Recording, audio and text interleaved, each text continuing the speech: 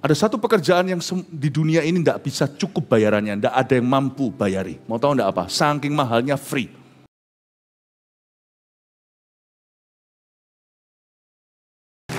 Hari ini ibadah sudah tengah jalan, seharian, 5 kali.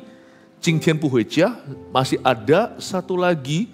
Kalau Anda telat, nggak dengarkan salah satunya, tolong kejar ketinggalan karena ini seminar seharian tentang family, bukankah keluarga yang paling penting? Gereja ini berdiri untuk keluargamu. Di kebaktian 1 saya sampaikan warisan termulia dalam keluarga. Saya jelaskan di situ bahwa bibit bobot bebet itu ada. Dan gimana kita bisa mengganti kutuk jadi berkat. Kalau memang atas-atasnya dapat zina atau mungkin kita pernah berbuat salah. Gak boleh ada mentalitas korban, itu dengarkan sendiri. Saya yakin kalau kita miss 1 itu nanti kalau di dalam hidup sesungguhnya, pasti lebih dari 1 jam untuk kita menebus ini. Ini cuma dengarkan 1 jam kita dapat knowledge-nya, dapat pengenalan kan Tuhan. Kebaktian 2 tadi hikmat untuk bisnis keluarga, saya ceritakan kenapa kita jangan sebagai orang tua itu plan. Ini bukan hanya kepada ortu, tapi kepada anak-anak. Kita sudah punya yang namanya ketransparanan komunikasi yang jelas. Satu properti contohnya, jangan 2 anak namanya di sana, 3, 5 anak semuanya itu langsung di situ. Ntar gampang lah, papa mama mati kalau urus sendiri, bunuh-bunuhan. Orang baik pun jadi jahat nanti terpaksa. Itu saya jelaskan secara gamblang. Di kebaktian 3 tadi peran papa dalam keluarga, itu sampai ada jemaat di sana. Betul itu. Lalu tepuk tangan betul itu sampai ketawa. Kenapa? Sampai semua yang hadir tertawa. Lucu sih, tetapi menurut saya sendiri baru sadari. Saya mengutarakan kebenaran yang gak aman. Yang jarang orang mau ngomong gamblang. Saya rasa kalau Anda dengarkan itu, ada banyak hal akan berubah di dalam pernikahan Anda. Banyak hal akan berubah antara papa, mama, dan anaknya. Peran ayah terutama. Nah, kebaktian sekarang peran ibu, nanti kebaktian terakhir, lika-liku hormatilah orang tuamu itu menjelaskan gimana kalau kita menghormati orang tua yang baik dan gimana kalau kita menghormati orang tua yang jahat. Lika-likunya di mana? Nanti ya. Nah, sekarang dulu peran mama dalam keluarga. Saya mau bicara tentang wanita tapi bukan hanya untuk perempuan. Laki-laki juga harus tahu. Ini adalah ayat-ayat yang sangat emas. Tidak ada lain, tiada bukan, yaitu di Amsal 31. Yang terkenal dengan The Proverbs 31 Lady. Wah, ini standarnya high sekali. Ya ampun, standarnya tuh high, lebih baik aku baik. Salah, jangan mikirnya gitu. Amsal 31 wanita ini bukan wanita sempurna, tapi menunjukkan arah. Bahwa seorang perempuan harus ke arah itu. Dan laki-laki juga harus berperan untuk menjadikan wanita yang Tuhan percayakan alias istri kalau yang sudah menikah ini menjadi lebih indah. Ya. Perempuan itu jadi lebih indah kalau didukung oleh prianya, bukan dikutuki. Dan bukan disyukuri kalau dia salah. Mari kita sekarang buka Pengkhotbah pasal 31. Ayatnya banyak, ayat 10 sampai 31, nanti saya penggal-penggal beberapa perikop-perikop saya jelaskan. Judulnya puji-pujian untuk istri yang cakap. Tunggu dulu sebelum kita baca. Ini adalah kumpulan amsal-amsal untuk Lemuel dari ibunya. Ini bukan Salomo, ini Lemuel, raja namanya Lemuel. Ini mamanya, tulis amsal untuk dia. Dan salah satu tulisan itu menceritakan tentang istri idamannya. Jadi Amsal 31 enggak boleh dibaca sebagai checklist saja. Perempuan harus cek. Ini ada enggak? Ini ada enggak ya sama gua?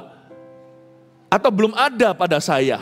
Ini PR-ku, ini sudah kubuat, ini sudah kulakukan. Ini sudah digenapi, ini belum terjadi. Bukan hanya checklist. Amsal 31 itu sebenarnya adalah sebuah search list bagi laki-laki. Karena ini adalah seorang mama, tuliskan kriteria untuk anak cowoknya yang adalah seorang raja. Ini adalah tulisan seorang ibu cari menantu perempuan. Search list, bukan checklist. Sekali lagi, wanita Amsal 31 itu enggak ada. Ini visinya. Enggak ada orang sempurna, Paulus pun mengakui. Bukan aku bertindak seolah-olah aku sempurna atau berpikir demikian, tapi aku melakukan sesuatu yaitu lupakan yang di belakangku, berlari-lari pada tujuan, pada upah yang ada di depan, mahkota sorgawi dari Tuhan. Aku bukan berbuat sesuatu seolah-olah sudah sempurna, tetapi Tuhan yang akan menyempurnakan aku. Tuhan menangkap aku dan membentuk aku. Mari kita lihat, Amsal 31 ini adalah sebuah gambaran. Ini arah yang benar. Bagi seorang perempuan, ini arah hidupmu. Apalagi yang sudah menikah. Bagi seorang laki-laki, kita tahu bagaimana berdoa. Bagaimana seorang suami mendoakan istrinya. Jangan pakai Amsal 31 untuk menuntut dia. Atau apalagi untuk menghakimi dan mendakwa. Pakai Amsal 31 sebagai kerinduan bersama. Seolah-olah berat ya perempuan sekarang yang dijadikan objeknya. Sabar, kebaktian sebelum ini laki-laki sudah dibully. Peran papa tadi, oke? Mari sekarang kita bicara tentang perempuan. Ayat 10 dulu, istri yang cakap, siapakah akan mendapatkannya? Ia lebih berharga daripada permata. Dimulai dengan pujian. Perempuan itu berharga. Bahkan sebelum ayat-ayat berikutnya ditulis, sudah dikasih gelar, dia berharga lebih daripada permata. Tuhan tidak menuntut kemampuanmu, tapi Tuhan menuntut niat hati dan kemauanmu. Bertobat itu bukan langsung jadi santo atau santa. Bertobat itu artinya berbalik arah dari yang salah. Detik di mana Abraham percaya, dia langsung di mata Tuhan sudah menjadi bapak segala bangsa, anak satu pun belum punya. Waktu hatimu berkata, aku mau Tuhan. Tuhan langsung menjadikan itu. Tuhan menganggap itu dan memperhitungkannya sebagai kebenaran. Jangan kita sebagai suami, kalau yang sudah menikah, tuntut. Itu loh, Pastor Philip bilang begini, saya dijadikan obat nyamuk. Saya dijadikan perangkap tikus, saya dijadikan takut-takutan. Bukan. Tapi ayat-ayat ini untuk kita encourage. Encourage itu bukan menuduh. Bukan memburu-buru. Encourage itu mendorong. Honey, I know you can do it. I love you. Aku juga banyak salahnya, kita saling memaafkan, saling mengampuni. Tapi aku dukung. Karena ini adalah your destiny. Ini adalah takdir Tuhan atas perempuan. Apa yang bisa kulakukan untuk membuat ini terwujud dalam hidupmu? Perempuan itu kalau dicintai tambah cantik. Tadi saya bercanda di ibadah sebelumnya, tapi sebenarnya saya serius. Mau sana bunga sekolah kayak, kalau pernikahannya enggak bahagia, nanti jadi bunga Kamboja. Perempuan itu cantik, itu enggak bisa dilihat di waktu dia umur belasan. Mereka akan tambah cantik. Bukan karena operasi plastik. Karena dicinta dan dipercaya oleh suaminya. Laki-laki jangan pakai ayat ini untuk menuduh ya, atau menjadikan standar. Karena itu saya mau fair-fairan. Ayat pertama berkata, istri yang cakap, oke, siapakah akan mendapatkannya? Saya kasih jawabannya karena ini pertanyaan, suami yang cakap. Saya ulang, istri yang cakap, siapakah yang akan mendapatkannya? Suami yang cakap. Kalau suaminya cuma bercakap-cakap, istri bisa balas begini, lu ngaca dulu, gitu. Jangan ditiru ya. Ini cuman rekayasa dan ini hanyalah ilustrasi. Lu ngaca dulu ya. Lu dapat sesuai level lu. Jangan menghina aku. Kamu enggak bisa mendapatkan, kamu enggak layak mendapatkan lebih dari aku. Kamu ya cuman gitu. Dalam hati aja. Jangan dikeluarkan. Kalau dia banding-bandingkan Anda dengan istri orang, dibanding-bandingke ya mesti kalah. Kalah muda. Tapi jaga-jaga jikalau suami Anda menuntut Anda, yang laki-laki di sini kekang diri. Kalau kita mau nuntut istri, Istri yang cakap lagi, bukan cuma cakep, cakap. Cakap itu bicara tentang lengkap. Kita ngaca dulu, kita sudah cakap gak? Siapa yang bisa mendapatkan istri yang cakap? Suami yang lebih cakap. Makanya laki-laki itu dewasanya lebih lamban. Zaman sekarang itu orang-orang harus pacaran itu belasan tahun, kenapa sih? Anak-anak saya dari kecil sudah saya tentukan. Bukan saya paksakan, tapi saya beri pengertian. Sampai mereka bertumbuh dewasa dengan pemahaman. Anak pertama, udah mau menikah. Anak kedua, mau lulus. Mau lulus S2. Umur 20 dia lulus master. Ini pulang Desember. Sampai sekarang enggak pacaran, belum pacaran sekali. Apalagi laki-laki, saya bilang. Pria itu prosesnya lebih lapis legit, lebih lama. Untuk Anda jadi dokter dan suster, mana lebih lama sekolahnya? Dan untuk dokter spesialis dengan dokter umum, mana lebih lama? Untuk ketua surgeon, ketuanya operasi, siapa lebih suwe? Siapa lebih lama? When you are a leader, it takes longer. Untuk Anda pemimpin lebih lama. Gak harus loh. Boleh silahkan, saya tidak melarang, saya tidak memberikan patokan asal sudah jadi orang, udah dewasa, udah paling enggak sudah punya tanggung jawab. Dan sudah masuk usianya. Usianya berapa? Kita tidak bahas sekarang karena saya tidak bahas tentang pacaran. Tapi nggak harus kok pacaran itu di usia belasan. Apalagi laki-laki. It takes longer untuk membentuk kita. Suami yang cakap yang berhak dapat istri yang cakap. Lebih tepatnya nggak ada suami dan istri yang cakap. Sama-sama anak muda yang disempurnakan. Bangun bersama kerohanian. Bangun bersama kehidupan. Orang pacaran itu bukan cuma love-lovean, Korea-Koreaan. Itu fantasinya. Realitanya adalah bangun kehidupan bareng. Bangun hubungan keluarga bareng. Bangun ministry bareng. Tapi jangan tidur bareng. Itu bukan hakmu sekarang. Bangun sama-sama kerohanian. Sebenarnya istri cakap itu tidak ada, yang ada adalah orang muda yang cakap mengikut Tuhan, yang dua-dua dibentuk suatu hari menjadi pacar, menjadi tunangan yang cakap, dan menjadi suami dan istri yang cakap. Dan mereka tambah tahun akan semakin cakap di mata Tuhan. Pahami konsep ini dulu. Jangan menuntut perempuan, laki-laki lebih lama, nggak percaya, sama-sama kecilnya dulu bocil. Di usia tertentu, begini, usia 12 misalnya, yang perempuan sudah mengalami menstruasi lebih dulu. Laki-laki masih suaranya, halo. Perempuan sudah, wush.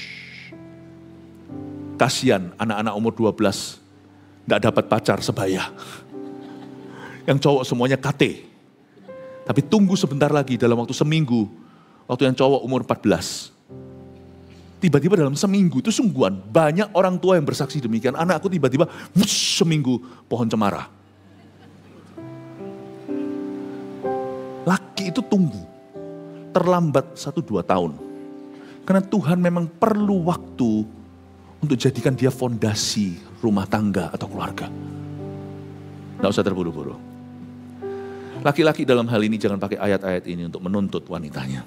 Kalau Anda memang harus menuntut seseorang, tuntutlah dirimu sendiri. Amin. Yang perempuan harusnya happy dan berkata, oh, haleluya atau apa gitu. Ayo yang wanita yang setuju sama saya katakan haleluya. Yang keras haleluya. Sebab ayat-ayat berikutnya saya bully Anda. Gitu tuh selalu begini. Ya, diangkat dulu dijatuhkan di belakang gitu. Enggak. Firman Tuhan itu membangun, tidak pernah meruntuhkan. Amin. Ini berguna buat kita. Istri yang cakap, siapakah akan mendapatkannya? Suami yang cakap. Ia lebih berharga daripada permata. Lihat sekarang ayat 11, kan ini bicara soal peran mama. Tapi ini ayat bukan hanya untuk wanita ya, sekarang kita semua mengerti, ini juga untuk pria. Tapi ini ayat juga bukan hanya untuk orang menikah ya, orang pacaran pun relevan. Bahkan single pun tahu, kewanitaanmu tidak bergantung gandenganmu. Orang Yahudi menikah harus umur 18 tahun. Sadarkah Anda? Kalau kita harus mengerti sedikit tradisi di dalam Alkitab. Jews, orang-orang Ibrani itu 18. mereka sudah menikah. Makanya Yesus waktu umur 12 di bait Allah, Tuhan Yesus itu sudah dianggap dewasa. Umur 12 itu sudah dianggap akil balik, dewasa. Udah ada ritualnya orang-orang Israel. Mereka sudah dianggap young man. Kalau kita belum ngerti ini, kita manjakan umur 12 masih nge-game doang. Orang Yahudi umur 12 sudah dianggap sebagai young man. Di dalam kebudayaan Ibrani, 18 itu married. Usia pernikahan, karena itu kita mengerti sekarang, Yusuf dan Maria. Waktu itu masih muda, tunangan. Memang usia pernikahan semakin telat. Bagus kalau orang dewasa, tapi sekarang semakin telat. Tapi manusia tambah kekanak-kanakan. Bukan karena demi mempersiapkan diri, tapi karena salah paham what marriage is all about. Sehingga pikiran orang itu masih belum lengkap gitu loh. Tadi saya ada singgung beberapa, yang laki selalu mikir nanti tunggu mapan, nanti aku gampang dapat istri. Itu namanya istri trofi. Bukan membangun bersama. Yang perempuan juga, aku mau cari cowok yang mapan dulu. Ya kan? Aku mau cari cowok yang gimana, ideal, tinggi sekali. Biasanya kita semakin berusia akan semakin berkriteria. Kita cari gitu, itu namanya numpang. Banyak orang hari-hari itu sedihnya adalah tren dunia adalah semakin lama. Bukan karena pilihan, ada orang yang gak punya pilihan, memang belum ketemu jodohnya. Tapi ada orang yang sudah ketemu tapi gak mau, karena kenapa? Aku mau cari yang lebih baik. Cari terus sampai umur 40-50 yang gak akan pernah ketemu karena orang itu gak ada. Cakap itu sama-sama, orang cakap itu ada, orang yang cakap itu gak ada. Cakap itu karena besi menajamkan besi, suami dan istri saling menajamkan dalam Tuhan. Itu cakap. Tapi sekarang izinkan saya mengajarkan bahwa di dalam kekristenan, Paulus memberikan sesuatu yang sifatnya revolusioner. Dia nulis di Korintus tentang orang single dan orang married, Korintus 7. Dia tuliskan suatu ide yang orang Yahudi tidak miliki waktu itu sebelum ada perjanjian baru. Dia menyebutkan bahwa ada beberapa orang dipanggil single itu adalah calling. Orang Yahudi percaya 18 semua harus married. Tapi Paulus berkata ada yang merupakan sebuah panggilan ilahi. Jangan takut disuruh, aduh jangan-jangan aku. Nggak usah begitu, jangan takut. Saya bisa baca pikiran kira-kira. Ada beberapa orang yang belum dapat pasangan. Aduh jangan ngomong gitu Pastor Philip. Berarti kan aku nggak dapat. Nggak tentu. Jangan konklusi dulu. Tapi Paulus menuliskan bahwa your worth, nilaimu, hargamu berharga seperti permata. Ini bukan hanya untuk wanita yang bersuami, tapi juga firman bermata dua untuk wanita yang bujangan.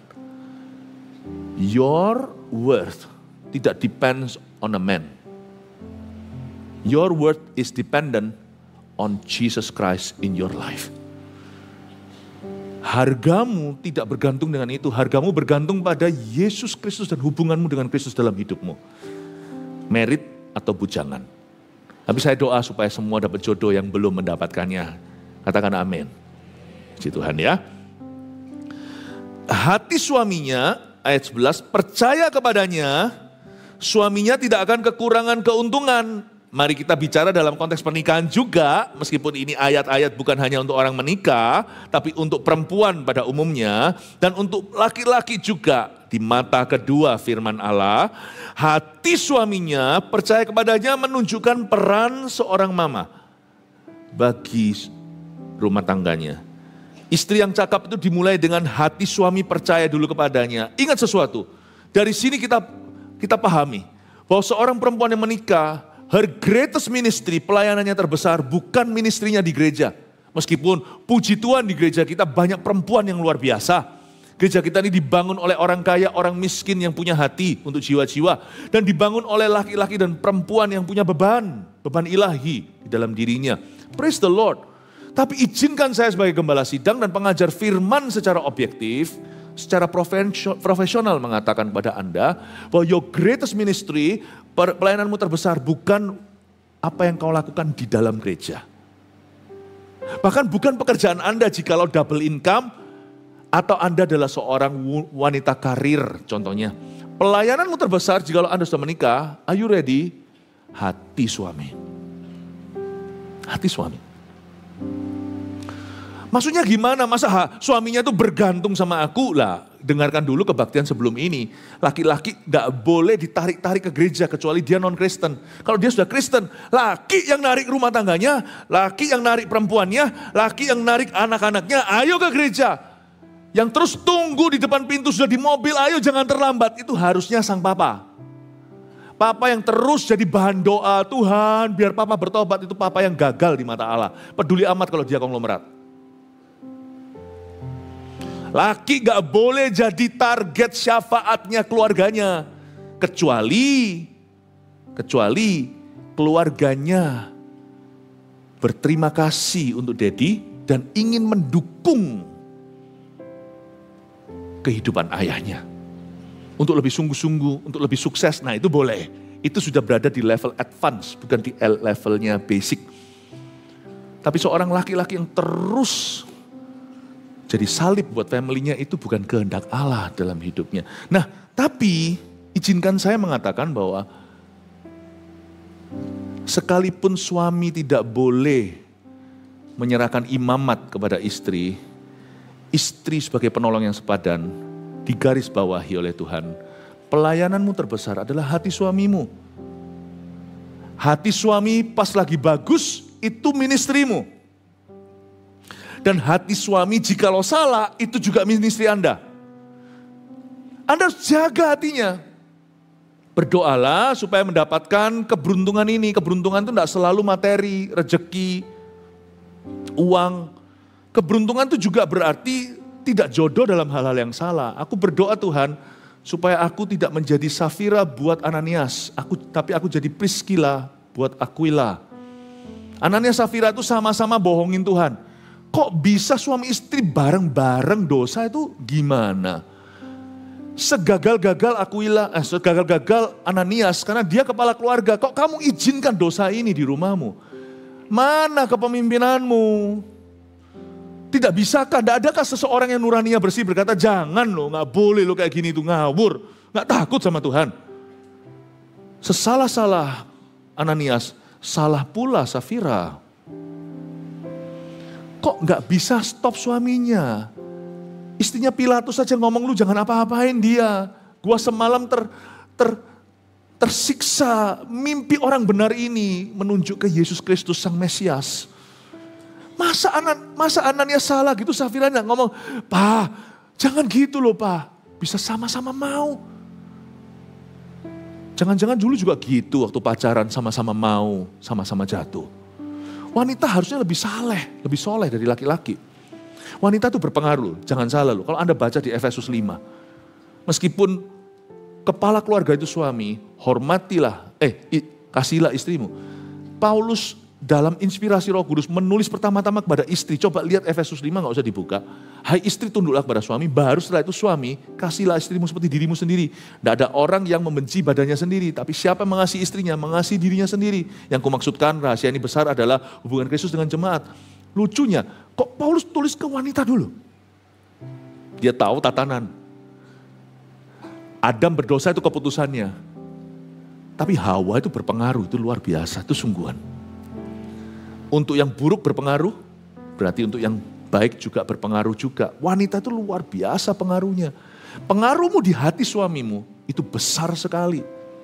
Waktu dia benar, besar. Waktu dia salah, besar sekali. Bukan hanya besar, kritis sekali pengaruh Anda. Hati suamimu adalah pelayananmu. Nah, untuk orang pacaran aplikasinya apa? Kalau pacaran aja salah, Anda tidak bisa hentikan. Meskipun itu salahnya dengan Anda, wong sama-sama mau ya kan. Good luck my friend, you married to that boy. Suatu hari dia akan salah di belakangmu, kau tidak tahu. Kalau sekarang Anda tidak bisa hentikan, jadi partners in crime, jadi mitra kejahatan. Good luck suatu hari, dia akan punya mitra lain ketika dia tidak tertarik padamu.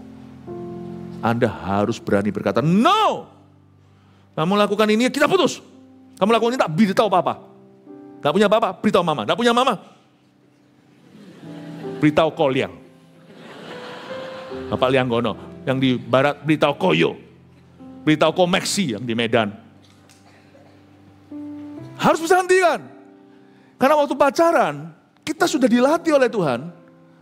Cowokmu itu, boyfriendmu itu, hatinya itu your ministry. Hatinya dalam konteks hubungan dengan Tuhan. It's your ministry. Semua wanita itu spesialis jantung. Jantung laki-lakinya. Paham ya ini? Nangkep ya? Semoga ini membuka suatu pewahyuan yang dahsyat dalam kehidupan kita. Meskipun ini sesuatu yang simpel sekali di Alkitab, baca aja kita ngerti. Hati suaminya percaya kepadanya. Nah karena itu hati suaminya percaya kepadanya, ini juga dalam kehidupan pernikahan, yang paling murahan untuk bisa dipercayakan itu mau tahu apa?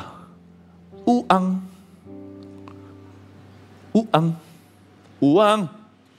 Kalau suaminya nggak bisa percayakan uang sama istrinya, aduh bapak-bapak kasihan Anda. Uang adalah the least, the cheapest you can trust your wife with. Kalau sampai uang dapat tangan langsung hilang.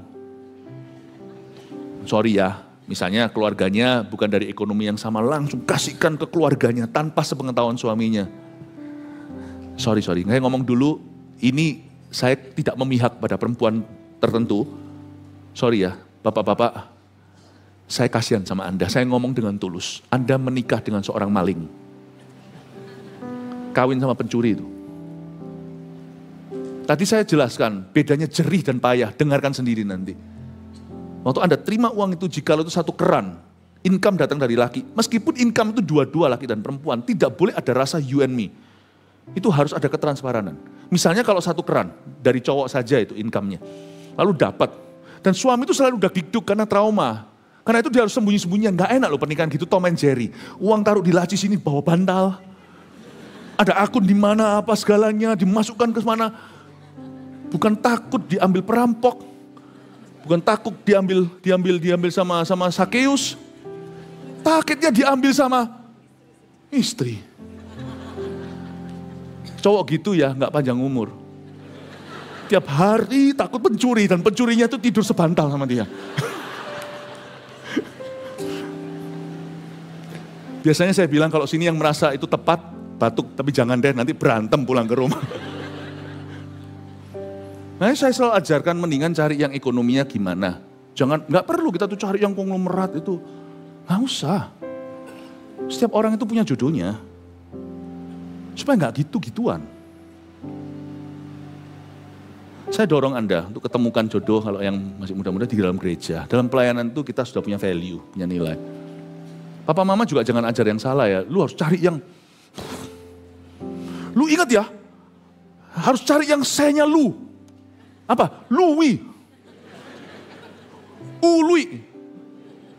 Bukan bolui.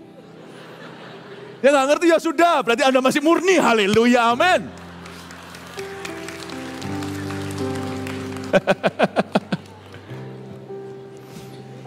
Hati suaminya percaya, dia nggak usah noleh harusnya. Uang di tangan langsung sirna, raib. Atau mungkin ada yang shopaholic. Nggak apa-apa kalau memang makmur, bisa, itu sah. Jangan kita iri dengan orang yang bisa menikmati kekayaannya. Kalau dia dapatkan secara legal dan jerih payah. Tapi ada orang itu yang nggak tahu diri, itu belum di levelnya. Habis di sana karena teman arisannya yang berkata gimana ini punya itu, nggak usah begitu. Harusnya Anda bisa mempertanggungjawabkan kepercayaan suami yang paling murah. Sekalipun itu harta yang kau dapatkan sendiri dari hasil kerja. Bisa jadi loh ya, tadi ibadah sebelumnya saya jelaskan komplikasi di mana yang perempuan kadang-kadang income-nya lebih tinggi. Tapi gimana kita mengatasi? Karena kita bukan saingan. Gimana caranya kalau yang satu perempuannya ini pernikahan ini yang perempuan lebih menghasilkan. Itu saya jelaskan tadi gimana menata hati. Tapi saya tidak ulangi di sini, terlalu panjang. Masing-masing ada porsinya setiap ibadah. Itu sudah tadi kebaktian sebelum ini. Hati suaminya percaya kepadanya, suaminya tidak akan kekurangan keuntungan. Berkat itu datang kalau kita sepakat. Suami istri itu sepakat. Karena itu berhenti untuk menikah karena kekayaan. Tetap harus dipertimbangkan. Jangan salah, kekayaan dipertimbangkan bukan karena mengingini. Kekayaan itu dipertimbangkan untuk menjadi suatu compatibility atau kesetaraan. Nggak bisa ada yang pas itu nggak bisa. Tapi jangan jomplang begini loh. Jangan, enggak happy enggak, sungguhan. Enggak semudah itu. Jangan jomplang.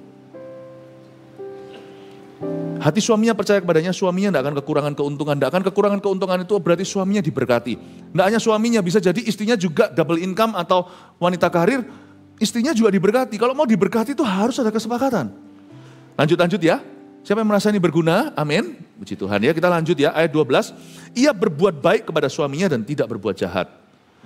Sepanjang umurnya. Kata sepanjang umurnya itu bukan sesekali, tapi komitmen to God. Si istri punya komitmen dulu ke Tuhan, lalu komitmen ke suami. Dan komitmennya ke suami itu seperti komitmennya ke Tuhan. Tetapi ketika suami udah jadi Tuhan, dia akan tegur, kamu jangan main Tuhan. Karena dia punya ayat 10, istri harus menjaga hati suaminya, tetap cakap di mata Allah. Ia berbuat baik kepada suaminya itu hal-hal simpel misalnya. Misalnya kalau ketemu, laki-laki itu kan punya satu masalah ya, yang wanita, saya buka rahasia. Maaf ya, yang cowok jangan rajam saya dengan batu. Mana kuncinya? Mana kunci di depan lu? Mana kuncinya? Perempuan itu biasanya lebih detail. Laki-laki kalau suruh cari barang itu 2 jam, perempuan 2 menit udah ketemu. Ini stereotyping, enggak tentu, saya tahu, oke? Tapi kalau misalnya di pertemuan atau ketemu sama siapa, lalu habis itu ada seorang yang berkata, hei gimana kok, ingat gak sama aku? Istrinya ingat, langsung bilang, itu loh pap, itu loh yang waktu kita ketemu di sini. Atau itu loh pap, ini tetangganya itu. Cepat masuk, berbuat baik itu simple. Ini artinya mengcover kelemahan suamimu. Jangan justru, memang biasa nih suamiku. Ya gini pikun, wong kita punya anniversary aja dia lupa. Ya ampun deh, jangan berbuat jahat. Berbuat jahat itu udah harus jahat. Tidak berbuat baik itu sudah jahat. Saya buka rahasia, saya tuh gitu soalnya. Istri saya tuh langsung masuk, ini loh yang, ini gini loh. Istri saya itu sampai ulang tahunnya orang itu banyak ingat. Saya bilang good luck, jemaat sekarang 100.000 lebih. Kamu ingat 100.000 tanggal. Ia berbuat baik kepada suaminya. Ayat 13. Ia mencari bulu domba dan rami dan senang bekerja dengan tangannya. Ini kan ditulis di zaman-zaman kuno ya. Masih memintal. Jadi istri zaman-zaman dulu yang suka merajut. Jangan harapkan istrimu gitu lagi karena zaman ini sudah zaman apa? Istri harus pinter masak, pinter ngosek WC, pinter. Lo cari istri atau cari?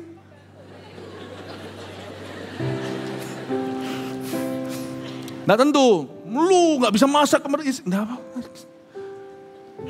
setiap laki punya dunia itu beda. Dia punya kebutuhan-kebutuhan yang sifatnya sungguh-sungguh spesifikasi. Tuhan menentukan tulang rusuk kita itu persis dengan kebutuhan kita. Bukan dengan idealisme kita. Karena itu perempuan jangan cepat-cepat terus langsung mau. Perempuan itu harus sekolah tinggi. Kalau Anda bisa belum terlambat ya. Aduh tahu gitu Pastor Philip harusnya saya ketemu waktu masih muda. Ya siapa suruh enggak datang ke saya. Ya waktu itu Pastor Philip belum lahir ya apa boleh buat. Sekolah yang tinggi. Dapat ilmu. Jangan terlalu cepat bergantung sama laki-laki. Karena suatu hari Anda dibukakan pintu karena Anda bisa buka, bukan karena Anda bisa buka sendiri. Anda dibukakan pintu karena kewanitaanmu. Karena Anda berkata kepada sang laki-laki dengan kata lain, tidak diutarakan tapi dari hati. I let you open the door for me because you're my honey. Aku izinkan kamu buka pintu ini karena kamu kekasihku. Bukan karena aku tidak mampu. Yang punya anak perempuan, jangan kita seperti gaya totok gimana laki dan perempuan dibedakan. Jangan, beda dunia lah. Sekolah kan tinggi. Setinggi apa nggak usah sampai profesor, tergantung bidangnya kan. Kalau dia dokter ya terusin, ponakan saya dokter. Perempuan. Sekolah yang tinggi, wah itu kalau sekolah terus sekolah. Saya itu kagum dengan para dokter. Itu sekolah lagi, ada sekolahannya. Kayak kapan kamu nyuntiknya? Mereka harus belajar dulu, yang nyuntik gak belajar itu di jalanan mati-mati overdosis narkoba. Dokter harus belajar untuk apa? Gimana caranya? Sekolah yang tinggi. Nggak usah lebih tinggi dari seharusnya, sepatutnya. Sama laki-laki juga nggak usah setinggi lebih, mau ngapain? Mau ngambil ini, mau ngambil sampai ini. Emang situ mau ngajar. Kalau memang mau ngajar, jangan tanggung supaya bisa praktek. Bukan hanya dokter, apa kek. Sekolah yang tinggi, banyak keahlian, kemampuan. Tidak menjadi seorang feminis yang anti laki-laki, tapi ajari dia. Anak saya yang perempuan nanti sebentar lagi black belt. Sabuk hitam. Sabuk saya juga hitam. Nggak ada yang tapa-tapa, segalanya olahraga. Bukan supaya apa? Itu mengajari dia untuk punya olahraga, tegap posturnya, kuat badannya, sigap, tidak menjadi orang yang lemah dan rawan. Dari kecil kami latih, dari A sampai Z-nya. Perempuan itu harus punya banyak keahlian. Many keahlian, banyak keahlian. Karena di sini dikatakan dia bisa memintal. Dia mencari bulu domba dan rami. Kerja. Perempuan harus mentalitasnya, aku mau kerja. Nggak tentu harus jadi karir. Ada satu pekerjaan yang di dunia ini nggak bisa cukup bayarannya. Nggak ada yang mampu bayari. Mau tahu nggak apa? Saking mahalnya free. Housewife. Ibu rumah tangga itu gendong anak, nyetrika. Kalau laki, anaknya sudah disetrika. Sambil telepon soalnya. Teleponnya jatuh. Setrika kupingnya. Saya paling kagum itu sama ibu rumah tangga. Ibu saya, mama saya itu ibu rumah tangga, bukan karir woman. Dua-dua karir. Sampai satu titik papa saya berkata, jaga. Karena anaknya nakal-nakal. Kalau Anda punya saya sebagai anak, Anda pasti akan quit your job. Saya tidak gampang. Mama saya itu my hero. Mama saya itu pahlawan saya. Tidak banyak yang tahu. Tapi hati saya itu bangga. Mama korbankan semuanya. Hari ini saya sampai doa selalu bilang gini kok. Aku ini hambamu. Aku adalah anak dari hambamu perempuan. Mama saya harus quit her job. Papa saya diberkati. Untuk supaya besarkan anak. 3 cowok semuanya. Noleh sebentar. Semua sudah tarik-tarikan rambut. Dan juga kalau seumpamanya dibiarkan tidak belajar, ya ampun, saya waktu kecil di Taiwan itu sekolah itu mama saya datang karena saya dulu berobat kan. Anakku kok abu-abu, sungguhan loh, saya itu sampai hitam semuanya. Karena saya tinggal sama om yang pagi ke kerja, lalu habis itu malam baru kembali, kadang-kadang jam 9, saya itu tiap hari. Saya ditanya, mama kok kamu jadi hitam gini? Karena saya kan memang kulitnya kuning, jadi abu-abu malahan. Oh mama saya mandiin saya digosok balik kulitnya. Ternyata saya nakalnya dulu mandi 3 hari sekali. Waktu saya di Taiwan umur 6, umur 7 itu nakalnya bukan main. Mama saya, papa saya berkata gak bisa, anak harus kau jaga. Mama saya itu dari A sampai Z lakukan semuanya. Sampai ngajari saya matematika. Sampai ngajari saya bahasa Indonesia karena saya pulang dari Taiwan gak bisa bahasa Indo. Ngajari saya, ayo ngomong ini. Ya, ngomong ini Budi. Ini Budi. Ini Wati.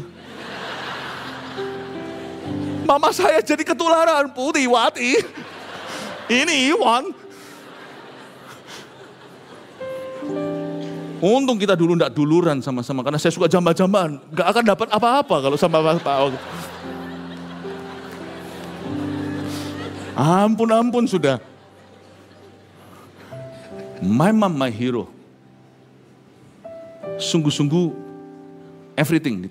Ibu rumah tangga, kalau Anda di sini housewife, itu begitu mahalnya, no one can pay you. Only your thankful children will. Anak-anakmu suatu hari kalau berhasil, mereka yang akan berterima kasih. Mereka yang bisa membayarmu, itu pun tidak bisa membayar mama. Berikan tepuk tangan untuk semua ibu rumah tangga. Tapi mesti harus mau kerja. Termasuk kalau tai. Istrinya taikun.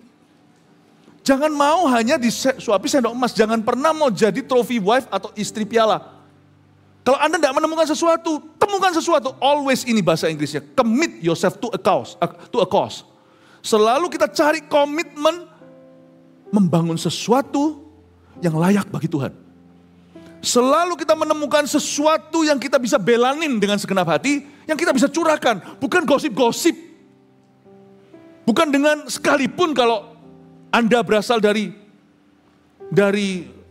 aristokrat secara ekonomi, tetap jangan tiru sifat duniawi.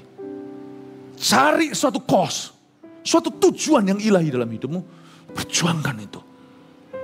Kerja, ambil tali rami, tenun, lakukan sesuatu, nggak tentu masak, tenun sungguhan, tapi komit, hatimu itu dikomitmenkan pada hal itu. Work, women should work. Taman Eden itu nggak salah, yang salah itu dosa. Dari sebelum dosa Taman Eden sudah ada Adam cangkul sawah. Laki itu bahasa Chinese-nya Nan, Tian, sama Li. Tian itu sawah, Li itu tenaga. Ada banyak seni di dalam literatur ini. Cowok itu provider. Cangkul, cangkul, cangkul, cangkul yang dalam. Cangkul bawa pulang roti ke rumah. Meskipun kadang-kadang perlu bantuan mama. Double income misalnya. Tetap cangkul. Perempuan mesti kerja.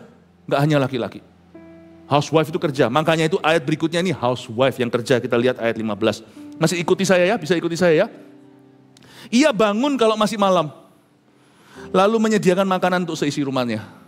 Dia sudah tulis beritahu sama misalnya asisten-asisten rumah tangganya. Besok masak sop buntut. Dia sendiri mungkin gak masak. Tapi dia tentukan malam-malam dia masih malam menyediakan malam untuk seisi rumah tangganya. Bisa mati muda seisi rumahnya. Menyediakan makanan itu tidak tentu menghidangkan. Mempersiapkan besok makan apa. Jangan sampai suami pulang anak-anak semuanya makan mie instan. Sana masak gak masak misalnya mama yang repot punya kerjaan. Tetap harus namanya rumah tangga itu ibu berperan. Suami itu juga akan kerasan karena tahu kalau rumahnya teratur. Tadi saya ngomong kalau suami hanya berdoa melulu, tolong ya suruh dia keluar cari kerjaan. Anaknya sekali-kali agak sedikit demonstrasi, 1 minggu itu jangan panggil papa, panggil om. Sampai dia kerja berhasil enggak, bukan dinilai dari money. Kalau papa berusaha berkeringat untuk keluarga, peluk dan berkata, you are my daddy. Papaku. Meskipun bawa pulang paychecknya itu apa artinya? Hormati usaha jerih dan payah ayah. Tapi perempuan mesti harus campur di rumah tangganya. Karena laki-laki kan gak lucu. Kalau misalnya gak semua rumah punya pembantu, misalnya dengan asisten. Yang ngomongin sama pembantunya, besok ya jangan asem.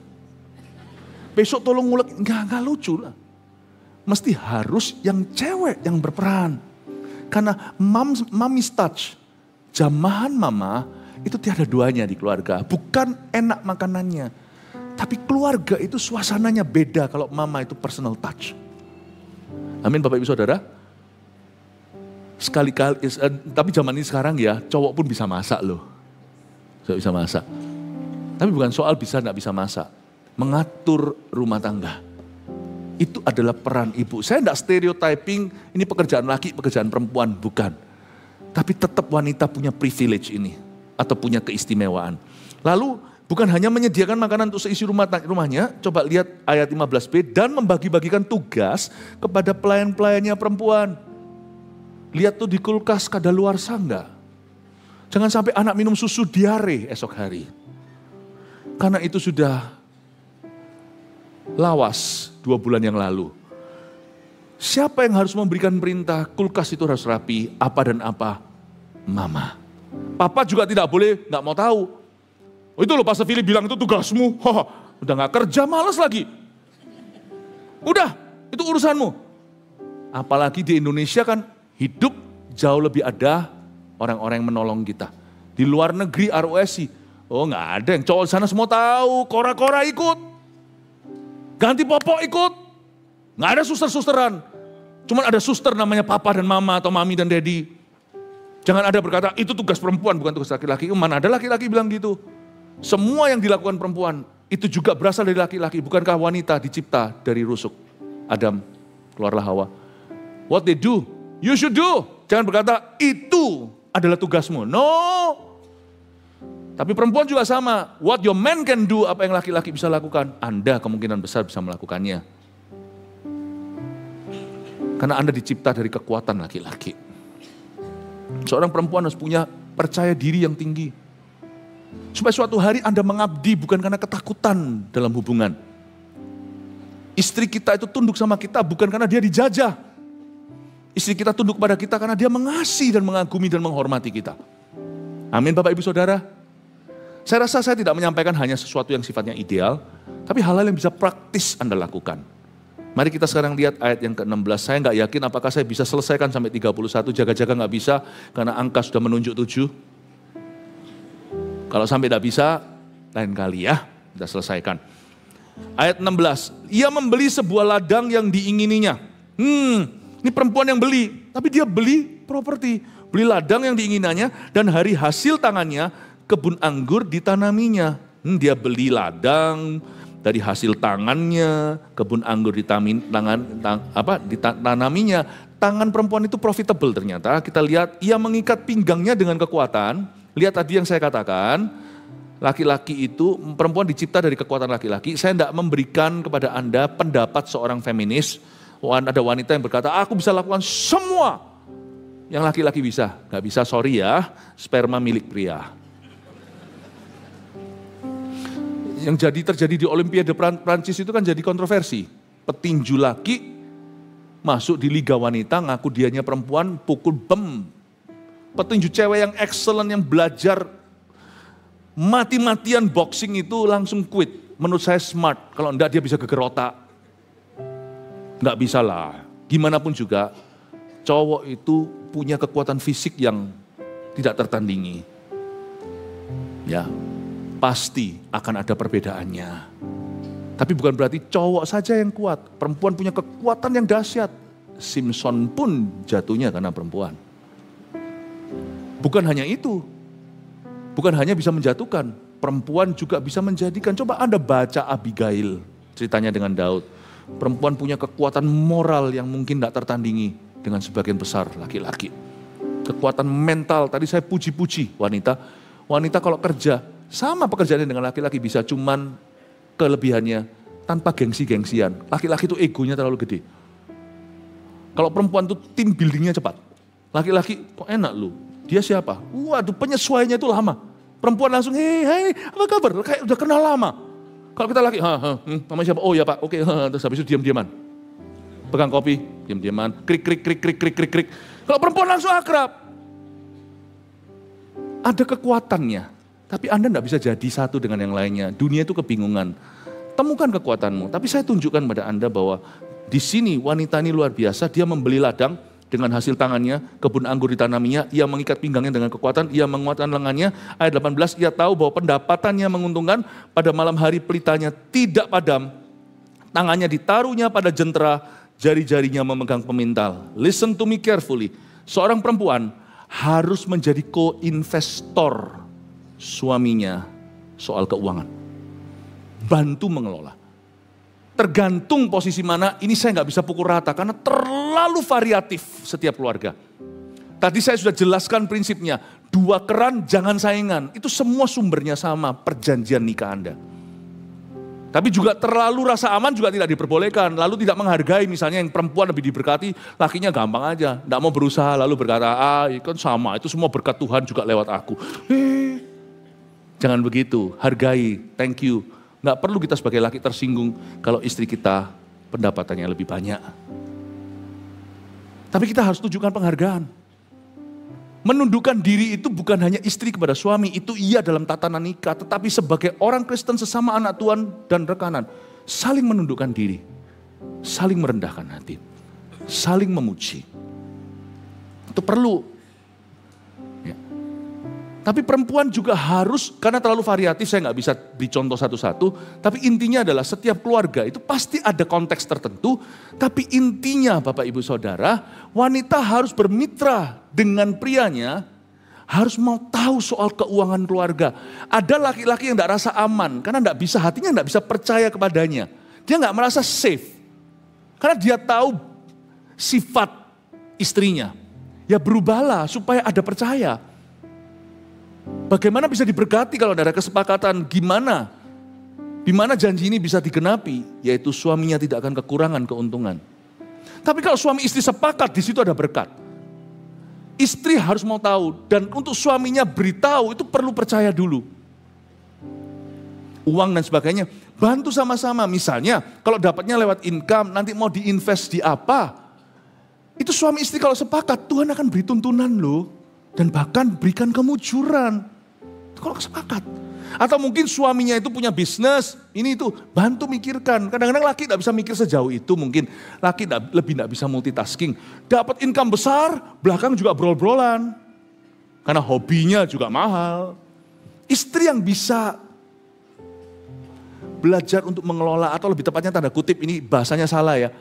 Mengorupsi uang sendiri, sisihkan dan hilang, jadi sesuatu yang bisa disimpan permanen. Itu biasanya perempuan bisa bantu mikir. Mengelola keuangan, co-investor dalam keluarga, dalam pernikahan. Mikirkan, harus mau tahu, perempuan harus smart. Dandan ya dandan, ada ayatnya di sini tentang dandanan, tapi dia juga harus bisa memikirkan the prosperity of his family. Atau yang namanya kemakmuran keluarganya, dia harus patut memikirkan, memberikan saran. Mungkin sang suaminya itu dapat pemasukan sekian, tapi istrinya itu yang bisa ngerti, harusnya begini, harus begini. Lebih tepatnya lebih banyak doa, akan semakin peka. Suami itu supaya jangan jeripayanya tiba-tiba menguap. Atau kalau Anda double income sama-sama. Waktu sudah sampai ke rumah bukan you and me, your money, my money. Tapi kita sama-sama berdoa, ini mau diapakan. Dari situ kan nanti akan terlebur sendiri menjadi estate-nya keluargamu. Dan itu yang diwariskan ke anak-anak. Umur panjang di tangan kanan. Kekayaan hormat di tangan kiri. Kemakmuran itu bukan suatu yang kita cari di awan-awan. Tetapi mengelola talenta 1 menjadi 2, 2 menjadi 4, 5 jadi 10 kota. Ini butuhkan suatu kesepakatan. Makanya itu orang kalau pacaran cuma karena cinta. Kalau bukan karena sharing dua dunia dan dia mergerkan. Makanya itu orang kalau pacaran itu harus pintar dulu. Aku punya sesuatu, tanggung jawab kamu juga. Mari kita sama-sama join force untuk membuat apa yang kita bangun ini. Memuliakan Tuhan. Membangun kerajaannya, dan suatu hari kita bangun family. Pacaran itu intelektual. Nggak gitu mau langgeng apa? Ngomong apa? Buktinya, kalau kita mau pacaran sampai tua, orang yang sudah menikah, coba lihat ya, bapak ibu yang sudah menikah sekian lama kan pasti setuju sama saya. Usia-usia itu tetap jatuh cinta, tetap physical attraction, tetap jaga diri, jaga higienis, jaga kebersihan, jaga tampang juga. Tuhan memang melihat hati, tapi suami atau istri juga melihat rupa kan. Jadi tetap harus jaga, meskipun demikian kita setuju nggak? Kalau orang semakin lama menikah itu yang semakin menonjol itu adalah pertemanannya. Friendship-nya dengan pasangannya. Banyak obrolan cerita sana sini itu enjoy banget persahabatan dengan kekasihku ini. Nggak setuju ya? Atau mungkin nggak gitu. Yang setuju bisa angkat tangan. Oh haleluya puji Tuhan. Kenapa yang bujangan juga angkat tangan? Amin. Ia memberikan tangannya, ayat itu ya. Jadi dia harus mikirkan untuk kepentingan keuangan keluarganya. Bantu mengelola, putuskan bersama. Amin Bapak Ibu Saudara. Tapi saya tidak sekaya itu. 5 roti 2 ikan itu juga di-manage dengan baik. Nggak tunggu kaya. Justru karena kita masih punya sedikit itu dikelola yang benar dari sejak awal sudah betul. Waduh, saya tahu gini dulu, nggak ngawur. Banyakan laki-laki ya, lihat ya coba ya. Kalau nggak konsultasi sama istrinya, karena dia merasa istriku tahu apa, apalagi ibu rumah tangga misalnya. Biasanya nanti ya, karena teman-teman pergaulannya dan karena diiming-iming dolar, lalu ini itu lagi bisa membuat keputusan yang paling silly, yang paling bodoh, kehilangan miliaran. Itu saya selalu tahu, kalau saya konseling gitu, nggak ngomong ya sama istri. Iya, selalu 100%. Istriku tahu apa Pak? Ya itu, dia tahu hatimu. Dia nggak tahu marketnya. Dia bisa nggak srek. Karena semua yang duduk sama Anda semua yes man. Apalagi semuanya yes greedy man. Wah ini gampang ini, nggak usah hulu hilirnya, ini masuk, ini berapa lisinya. Ayo. Coba, kenapa nggak ngomong sama istri? Aku takut dilarang. Nah sekarang Anda berharap kan Anda dilarang? Iya, kenapa? Sekarang sungguh-sungguh harganya larang. Mahal sekali, berapa duit sudah melayang. Itu anak-anak saya punya masa depan. Salah siapa? Salah saya. Nggak ngomong sama istri kan? Iya, takut nanti dia bilang enggak. Bukannya seharusnya Anda beri kesempatan untuk dia bilang enggak. Selalu masalah money, percaya nggak? Itu ada hubungan dengan masalah pernikahan. Salah satu penyebab perceraian nomor 1 itu bukan perselingkuhan. Ekonomi. Bukan karena jatuh miskin loh. Saya melihat justru keluarga yang jatuh miskin, tapi kalau dia gagalnya karena 1 2 hal, tapi kalau mereka itu sepakat bangun kembali, itu justru jadi mesra. Aneh saya. Bukan karena itu, bukan karena tingkat ekonomi, tetapi karena komunikasi. Siapa merasa apa yang saya sampaikan ini berguna untuk Anda? Haleluya. Kita lanjutkan sedikit lagi, kasih tepuk tangan untuk Tuhan. Oh haleluya. Nanti kebaktian berikutnya saya sudah ngomong soal orang tua soalnya. Lanjut dikit ya. Oh Tuhan, hentikan waktu, hentikan matahari. Ayat 20 aja. Ia memberikan tangannya kepada yang tertindas, mengulurkan tangannya kepada yang miskin. Perempuan jangan cuma perhatikan kuku-kukunya, itu iya. Nanti ada ayatnya. Kita harus memperhatikan dan berdandan. Tetapi yang Anda harus belajar menghiasi diri adalah dengan belas kasih. Seorang wanita, figur mama yang sungguh-sungguh nanti akan betul-betul berbicara dalam kehidupan anaknya. You believe it or not. Itu mama yang compassionate pada orang lain. Bukan yang saya maksudkan itu untuk anak kita sendiri, untuk keluarga sendiri. Tapi wanita yang memperhatikan orang tertindas dan mengulurkan tangan pada orang miskin, tidak tentu harus wanita kaya. Pas-pasan juga bisa, orang miskin pun mampu lakukan ini seperti wanita yang memberi sepeser itu. Pikirkan orang lain. Pikirkan. Jadi jangan tipe yang perempuan, gini sih semua orang juga sama, di dunia juga ada. Oh malah justru keliaran di mana-mana. Anak sendiri, gitu, semuanya. Pokoknya apa-apa, wis itu. Saya bukan mau ngomong gimana ya, mumpung istri saya tidak ada di sini. Saya bersyukur. Mikirin orang lain terus sampai saya harus ingatkan. Mikirin dirimu sendiri dong, sekali-kali. Anak-anak kami juga dididik dari kecil. Kasih mainan sana sini sama orang lah, jemaat semuanya. Simpen di satu lemari. Anak boleh ambil yang perlu satu, tidak boleh bosanan. Dan selama berapa minggu ke depan main itu. Sisanya mereka bungkuskan semuanya. Di hari-hari tertentu zaman kita belum ada rumah keluarga, MSP atau bukan panti asuhan lebih dari itu. Mereka datang ngasih, bukan cuma ngasih, kasihkan semuanya. Kadang-kadang anak saya waktu kecil nggak ngerti, dia nangis, ini aku mau ini. Kasihin mama yang suruh. Mama yang tega sama anaknya, tapi bukan untuk membunuh. Tega sama anaknya untuk mendidik. Di dalam nama belas kasihan, saya tidak heran hari ini kalau anak-anak saya belum jadi. Tapi anak-anak saya satu-satu sekarang itu di dalam ministry itu sungguh-sungguh tulus ingin melayani. Saya tidak berani kreditkan itu figur ayah. Saya mau buka buku. Itu figur mama. Karena saya berhubungan dengan masa. Berani, iman. Mama itu personal touch-nya, caring-nya. Itu justru kalau tidak ada saya, anak saya semua akan jadi orang pemberani yang kaku. Thank you Tuhan untuk ibu. Tidak apa-apa, ngomong istri saya. Kalau saya puji-puji dia. Nggak ada di sini lagi. Tapi you know what I mean? Pendidikan terbesar itu bukan berlianmu. Atau semua untuk anakku. Lalu geger sama orang lain. Anakku. Apa dulu makanan habisin semua anak semua. Anda akan didik anak rusak. Besarkan anak rusak.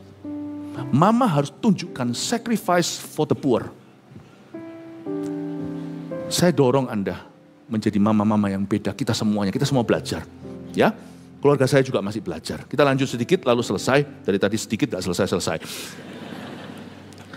Ayat 21, ia tidak takut pada salju untuk seisi rumahnya karena seluruh isi rumahnya berpakaian rangkap. Ayat 22, ia membuat bagi dirinya permadani, lanan halus dan kain ungu pakaiannya. Lihat ya, dia bikin pakaiannya sendiri. Jadi tidak ada alasan karena ministry atau karena apa lalu dia betul-betul tidak memperhatikan penampilan. Not really.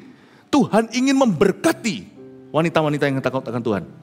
Loh, jangan pernah kita iri. Karena Tuhan punya jatah di sorga untuk memberkati hal-hal yang hanya bisa diiming-imingi atau hanya bisa diangan-angankan oleh orang-orang yang tidak takut akan Allah. Atau orang-orang yang tidak takut akan Tuhan bisa punya hal-hal itu tapi tidak akan punya sukacita yang sama. God has his own blessings for godly women. Dan itu berkat tak selalu rohani, juga termasuk materi dan jasmani. Ia membuat bagi dirinya permadani, lenan halus. That's expensive, lenan halus. Dan kain ungu pakaiannya, seperti Lydia di Perjanjian Baru. Kain ungu itu royalty. I will dress my daughters, kata Yesus. Kata Tuhan di sini, kata Yahweh di Perjanjian Lama. I will dress my daughters. I will dress her up, not down. Aku akan dandani putriku, anakku. Mana ada papa yang tidak akan mendandani anak perempuannya? Kalau mana ada papa mama yang tidak akan sungguh-sungguh memperlengkapi putrinya. Suaminya dikenal di pintu gerbang kalau ia duduk bersama para tua-tua negeri. Aduh, lain kali. Suami yang punya begini, yang tidak punya istri yang jadi, yang justru selalu memicu kontroversi, suaminya bahagia. Meskipun tetap dimanapun juga selalu akan ada orang yang tidak happy sama kita dan iri, itu sudah biasa. Perhatikan, kalau Anda diberkati dan jadi berkat, pasti akan ada orang yang tidak senang. Suaminya dikenal di pintu gerbang. Suaminya kalau mau negosiasi, misalnya Anda seorang pengusaha, lain loh ya, kalau rekan Anda atau bisnis partner Anda itu lihat Anda seorang dengan kalau Anda bawa suami istri itu beda sekali pembicaraannya. Lanjut, ia membuat pakaian dari lenan dan menjualnya. Ada pakaian yang dia pakai sendiri, ada yang dia jual, tapi ada juga yang ia serahkan ikat pinggang kepada pedagang. Pakaiannya adalah kekuatan dan kemuliaan, ia tertawa tentang hari depan.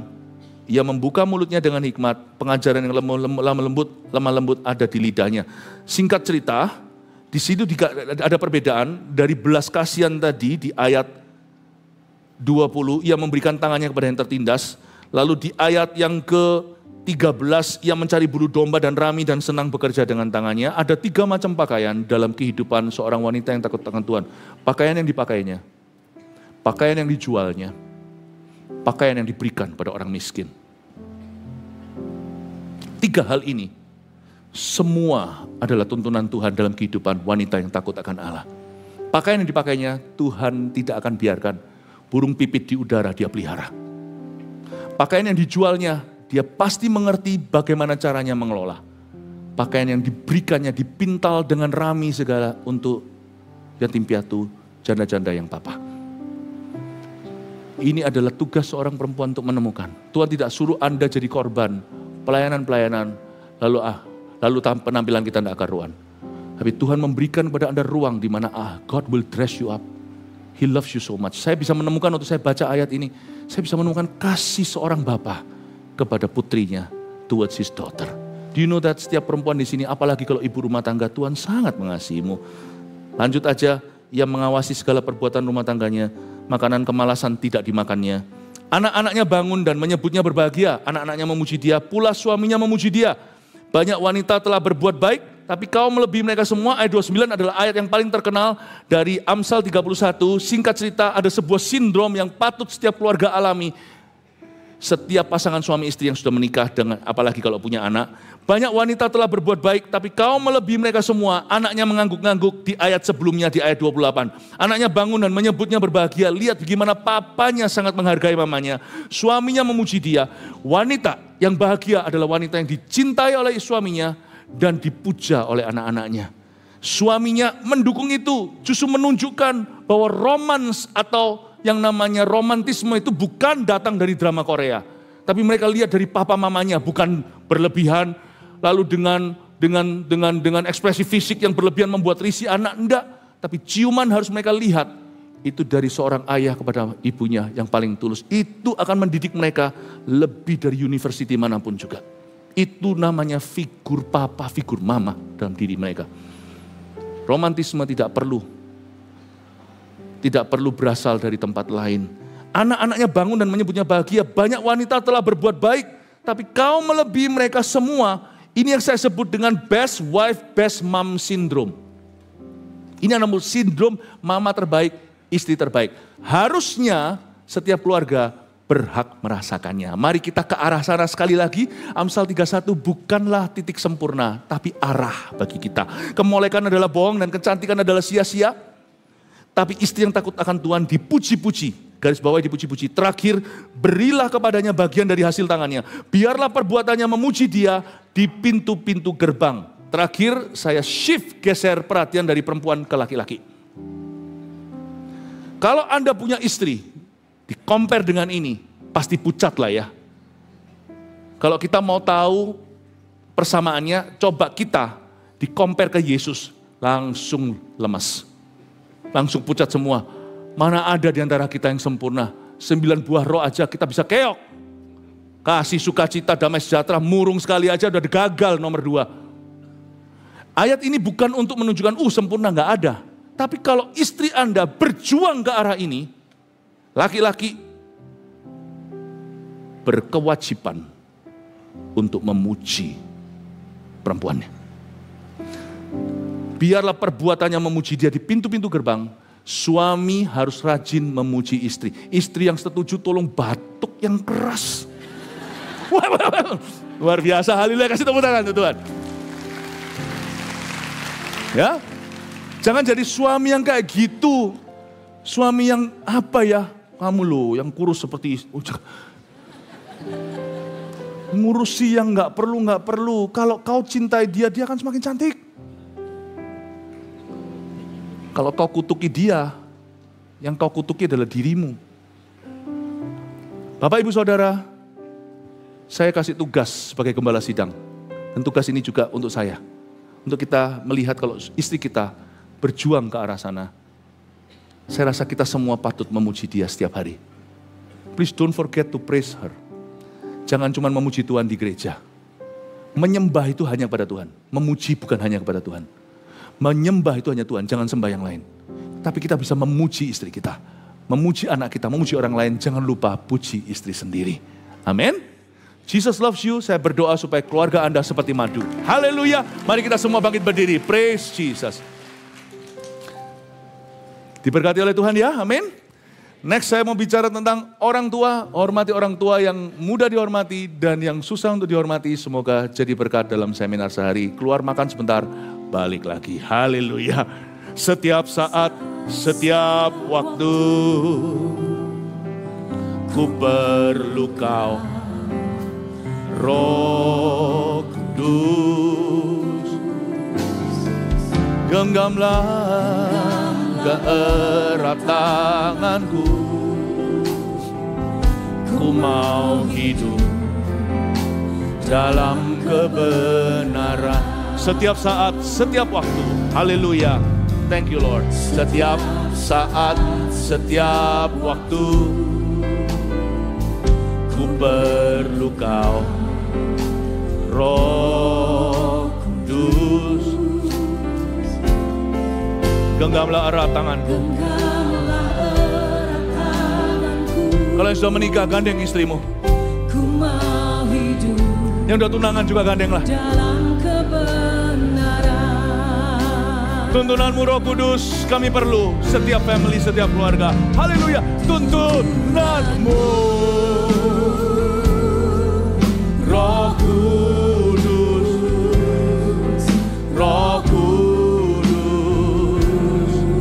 yang ku perlu. Ku mau selalu mendengar suaramu, hidup dalam pengurapanmu, tuntunanmu. Haleluya. Roh Kudus, Roh Kudus, yang ku perlu. Ku mau selalu mendengar suaramu, hidup dalam pengurapan. Tuntunanmu Roh Kudus,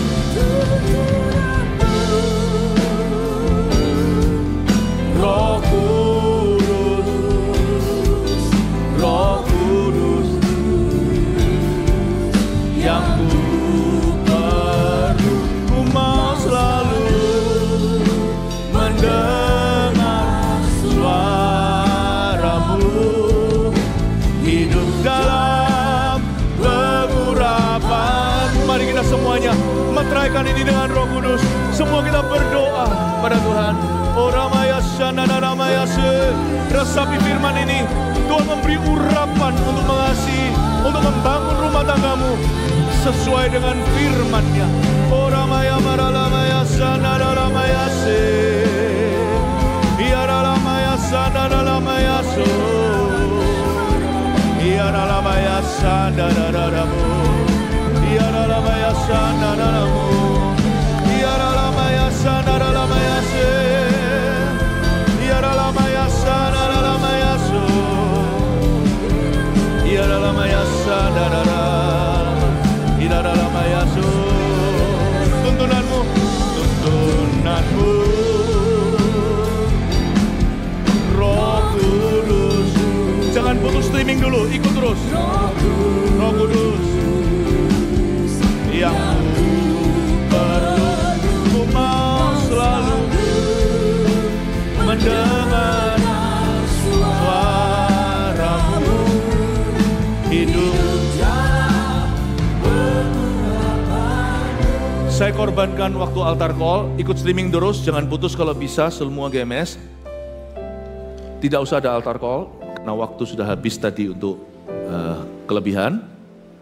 Tapi nanti Anda di luar bisa minta petugas prayer untuk doakan, sama. Rangkuman ini, munculkan 5 semuanya. 5 ya betul? Ya 5, munculkan semua. Ambil HP Anda, foto saja. Ini. Supaya Anda tidak lupa, karena tadi panjang kan. Peran mama dalam keluarga, berkati hati papa. Atur rumah tangga, kelola uang keluarga, bantu orang miskin, arahkan anak-anaknya. Foto aja ya. Di rooftop yang di gereja kita mana-mana di foto. Praise the Lord. Oh belum. Oke, haleluya. Saya mau tanya di sini, siapa di sini adalah istri, ibu rumah tangga atau wanita karir? Kalau Anda sudah menikah, istri dulu perempuan, silakan angkat tangan. Kita kasih tepuk tangan yang laki-laki, tepuk tangan. Thank you. Terima kasih untuk pengorbanan Anda. Di dunia ini, di dalam keluarga Anda, di dalam gereja. We love you. Kalau itu istrimu, Anda ada di sebelahnya, rangkul, say thank you. Kalau itu mama, rangkul. Kalau dia datang sendiri, suaminya belum ada, jangan suami orang lain. Tacik-tacik yang lainnya atau saudari-saudari yang lainnya bilang thank you ya Ci, terima kasih ya Mbak atau terima kasih ya. Oh, thank you ya selama ini sudah jadi ya tolong peluk seseorang. Kita doakan mereka ya, tetap dipeluk seperti itu ya, kita saling mendoakan. Haleluya. Tuhan memberkati semua jemaat GMS besar kecil, baru dan lama. Dengan hadirat Allah dan kebenaran firman, don't let us go. Kami dan keluarga kami selalu membutuhkan, memerlukan-Mu. Hingga setiap hati Bapak berbalik ke anak, hati anak berbalik ke Bapak. Tuhan pakai GMS Surabaya Timur semakin mesra dengan Tuhan, semakin dekat dengan Tuhan, dan pulihkan setiap keluarga. Jemaat yang dikasih oleh Tuhan Yesus, pulanglah membawa berkat dari Allah Bapa, kasih karunia dari Tuhan Yesus dan pengurapan dari Roh Kudus. Setiap papa, setiap mama, setiap anak-anak, orang tua dan orang muda, go home, feeling love. Oh, Anda dicintai oleh Tuhan dan oleh kami di tempat ini. Pulang membawa damai sejahtera dan misi di hati. Dalam nama Yesus, haleluya. Amin. Love you.